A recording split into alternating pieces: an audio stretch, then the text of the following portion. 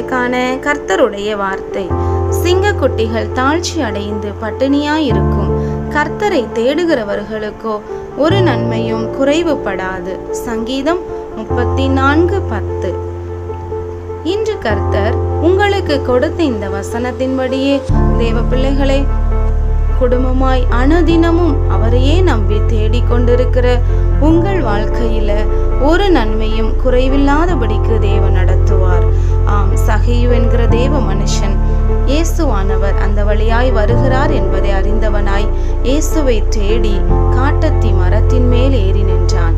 இதை அறிந்தவராய் அவனுடைய பிரயாசத்தையும் அவன் தேடி வந்ததையும் அறிந்த இயேசுவானவர் அவனை கண்ணோக்கி பார்த்து அவனோடு கூட அவன் வீட்டிற்குள் பிரவேசித்து அந்த வீட்டிற்கு ரட்சிப்பு வந்தது என்று சொன்னார்.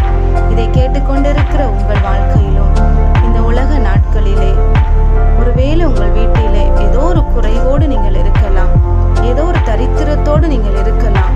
இயேசுவை தேடி நம்பி இருக்கிற உங்கள் வாழ்க்கையில இயேசு இன்றைக்கு உங்கள் வீட்டுக்கு வந்து ரட்சிப்பை கட்டளையிட்டு நன்மையான எல்லா ஈவையும் உங்களுக்கு குறைவில்லாமல் தர அவர் நல்லவராகவே இருக்கிறார். ஜெபம் பண்ணுவோம். அன்பின் பரலோக பிதாவே, இந்த வீடியோவை கேட்டு ஜெபிக்கிற உங்களுடைய பிள்ளைகள் அப்பா உண்மை தேடி கொண்டிருக்கிறாங்க, உண்மையே நம்பி இருக்கிறாங்க. பிள்ளைங்களுக்கு ஒரு நன்மையும் குறைவில்லாதபடிக்கு நீ நடத்த போகிறதற்காக ஸ்தோத்திரம்.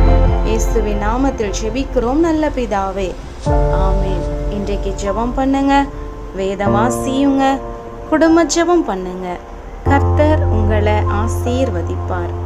இந்த வீடியோ உங்களுக்கு பிடிச்சிருந்தா லைக் பண்ணுங்க, மற்றவங்களுக்கும் ஷேர் பண்ணுங்க.